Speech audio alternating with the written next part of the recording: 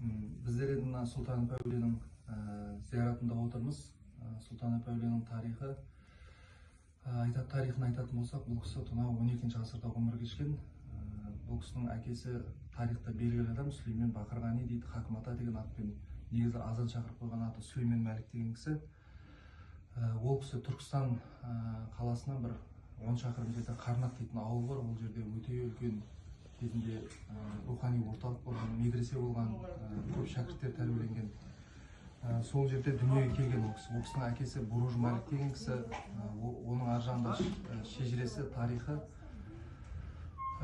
тұнау пайғамбарымыздың бірінші орынбасары болған Хазіреті Әбубәкір Сыдық деген кісіден тарайды. Мына Сұлтан Апаның әкесі Сүлеймен Мәлік деген кісі 3 жасқа келгенде ол кісінің әкесі медресеге берген екен. Сол 3 жастан медреседе болған 7 жасқа дейін бұл кісі Құран ілімін, шариғат ілімін, тарихат ілімдерін жетік меңгерген екен. Сол 7 жасынан бастап бұл кісі Түркістандағы Әзірет Сұлтан Яссауи бабамызға шәкірт болған. Сол кісінің қасында тапжылмай 20 жыл қызмет еткен. Сол Құдайдың жолында медресенің отымен кіріп, күнмен шығып, сол рухани ілімді үйреніп, медресенің қызметтерінде болып, сөйтіп үлкен әулиелік дәрежеге жеткен ол кісі. Ол кісі өзінің ұстазы Яссауи бабамызбен бірге тұнау Мекке шәріпке ұшып барып, Қағбада намаз оқи алатындай сондай қасиетке жеткен ол кісі. Содан осы әбден рухани кемелденген кезде бұл кісіні ұстазы ілім тарату мақсатында, осы жүрек ілімін, хал ілімін тарату мақсатында жан-жаққа шәкірттерін жіберетін әдеті болған. Сол әдетімен бұл кісінде жұмсаған. Бірінші тұнау қазіргі Сирия мемлекетінің астанасы Шам қаласы дейді біздің тілде. Дамаск қаласында 3 жылдай ол кісі сол жерде болып келген. Сол 3 жылдан кейін елге оралады. Елге оралғаннан кейін ол кісіні Яссауи бабамыз мына Хорезмнің ойына, қазіргі мына Қарақалпақстан, Өзбекстанның территориясына жұмсайды. Бұл кісі енді сол жаққа ұстазының тапсырмасымен барады. Сол барғаннан кейін ол кісі түйеге мініп жолға шыққан екен дейді. Соны бір жерге барып, сол Хорезмнің территориясына жеткен кезде бұл кісінің түйесі шөгіп, бұл кісі сол жерге тоқтап, дәретін алып, намазын оқып, ары қарай сапарын жалғастырайын десе, түйе шөгіп жатқан түйе тұрмапты. Соны қамшымен ұрады, таяқпен ұрады. Соны бақырып жата беріпті тұрмай. Соны сол жер кейін Бақырған аталып кеткен дейді сол жер. Сөйтсе сол жердің патшасы Буғрахан деген кісі өте бір ақылды адам екен дейді. Сүлеймен Мәлікпен жолығып, кездесіп, сұхбаттасқаннан кейін бұл кісінің әулие екендігін мойындап, бұл кісіге өзі ұсыныс айтыпты. Сіз бізге осы Құдайдың ілімін үйретіңіз, біз сізге жәрдем берейік деп, бұл кісінің бүкіл жағдайын жасап, сол жерде бұл кісіге медресе салып берген екен дейді. Соның бұл кісі сол жерде шәкірт тәрбиелеп бастаған. Патшаның Ануар дейтін қызы болған екен, өте сұлу, өте көрікті, өте ақылды. Сол қызын осы Сүлеймен Мәлік бабамызға әйелдікке берген екен дейді.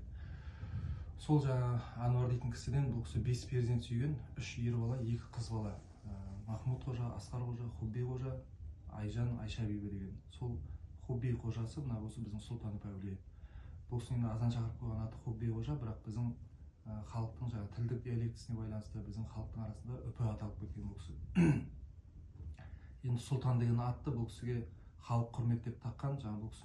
Бұл кісі өзінің кішкентай бала шағынан 7 жасынан бастап өзінің кереметтерін, қасиетін көрсетіп бастаған екен дейді. Есіктің алдында жүрген бала бір кезде ғайып болып кетеді дейді. Соны бір кезде әкесі шақырса, бала біраз уақыттан кейін барып келеді екен. Соны сұрайды екен: "Ай балам, сен қайда жүрсің? Қайда болдың?" деп. Сонда 7 жасар Хубби қожа айтады екен: "Мен тұнау теңізден келе жатырмын әке" деп. Соны теңізде адамдар қиналып жатқан адамдарға көмектесіп келе жатырмын деп айтады екен. Оған қандай дәлелің бар деген кезде, көйлегі үстіндегі көйлегі дымқыл екен дейді. Арқасын ашып көрсеткенде арқасында арқанның ізі тұрады екен дейді. Сөйтіп бұл кісі өзінің кереметтерін көрсетіп бастаған дейді. Ел халық бұл кісінің әулие екенін мойындап, сондай әулиелік дәрежеге жеткен. 15 жастарына келген кезде шамамен бір күні әкесіне айтқан екен: "Маған әке, сіздің тұнау Меккеге ұшып барып намаз оқисыз, сол Меккеге сізді ұшырмай-ақ сол Меккедегі Қағбаны сіздің алдыңызға көшіріп алып келе аламын" депті. Соны әкесі келесі күн таңертең таң намазының сүннетін оқиын деп мешітке қарай шықса, мешіттің алдында сол Қағбаның сұлбасы тұр екен дейді. сөйтсе бұл кісі Қабаны көшірген екен дейді жаңағы Сұлтанов әулие. Сондай қасиеті болған бұл кісінің. Соның бұл кісінің тағы бір қасиеттері өте көп. Мысалы далада жайылып жүрген адал аңдарды шақырып, қасына шақырып дұға оқыса дайын астайын алған, оны қайтадан жаңағы тамақтанып болғаннан кейін сүйегін терісін орап бір сипаса, Құдайдың рұқсатымен тіріліп дұғасын қылса, бұл жаңағы аңдар тіріліп қайтадан жайылып кететін болған өріске дегендей. Сондай кереметтері болған бұл кісінің. Сол бұл кісі бір жас шамасы 20-лардың шамасына келген кезде жаңағы бұл кісінің бір әдеті бар екен дейді. Көбіне оңаша жалғыз жүрген, жаңағы теңізге кетіп қалады, сосын жаңағыдай оңаша жүргенді ұнатқан екен. Сол әдеті әкесінің көңіліне онша ұнамаған екен. Әкесі себебі үлкен әулие адам, мешіт медресе ұстаған. Сол баламды қасымда ұстаймын деп, балаларымды қасымда ұстаймын деп, жаңағы қасыма көмекші аламын деп, сондай неде болған жоспарда. Соны әкесі бір күн шарт қояды баласына: "Ай балам, сен мына жүрсің, маған онша көңіліме қонбайды. Саған бір қоятын талабым бар, шартым бар. Сол шартым жаңағы сен менің үнемі енді қасымда болуың керек, жәрдемшім болуың керек. Осы медресенің жанынан табылуың керек" дейді. Соны Сұлтанов әулие айтады: "Әке, сіздің айтқаныңыз заң, сіздің айтқаныңыз болады ғой" дейді.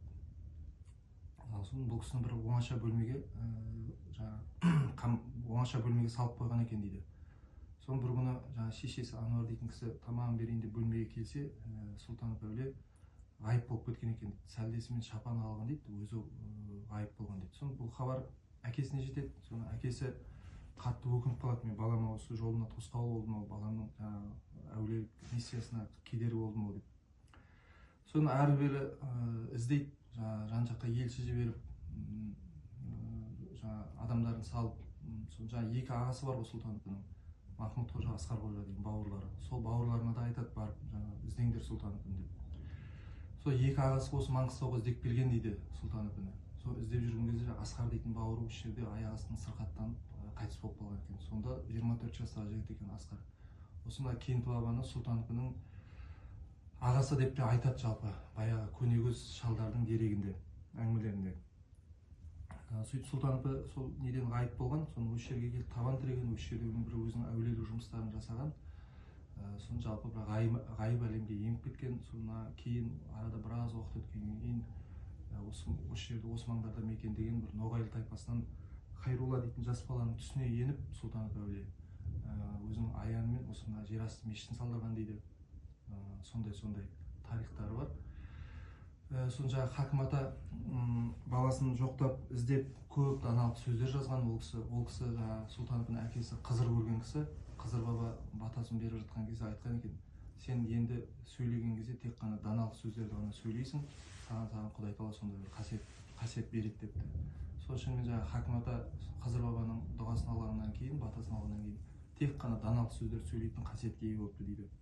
Сол жаңағы көп баласын жоқтап, көп даналық сөздер жазған ол кісі. Жаңағы менің балам адамдардың ішіндегі ең тура жолдағысы еді, адамдарға өте жұмсақ еді, өте мейірімді еді, Құдайдың досы еді, Құдайдың бір сүйгені еді деген сияқты көптеген баласын жоқтап, менің құсым қолымнан ұшып кетті, енді қолыма қашан қонар екен деп баласын көп жоқтаған ол кісі. Соны бір күні оңаша Құдайға жылап дұға тілеп отырған кезде ол кісі ғайыптан бір дауыс келген: "Ей Құл Сүлеймен, сенің себебіңнен Сұлтанов әулие ғайып болды. Егер ол ғайып болмады, оның белінен 60 әулие, бір деректерде 60 дейді, бір деректерде 80 дейді, 80 әулие, яғни оның бүкіл ұрпақтары әулие болатын еді" дейді. "Сол әулиелер дүниеге келу керек, сен сол әулиелердің жолына тосқауыл болдың деп, енді саған бір сондай жаза тағайындадық. Бұл жаза ертең дүниеден сен өткенде молаң 40 жыл судың астында жатады" депті. Сол шынымен Хакім ата 2-3 жылдан кейін қайтыс болады.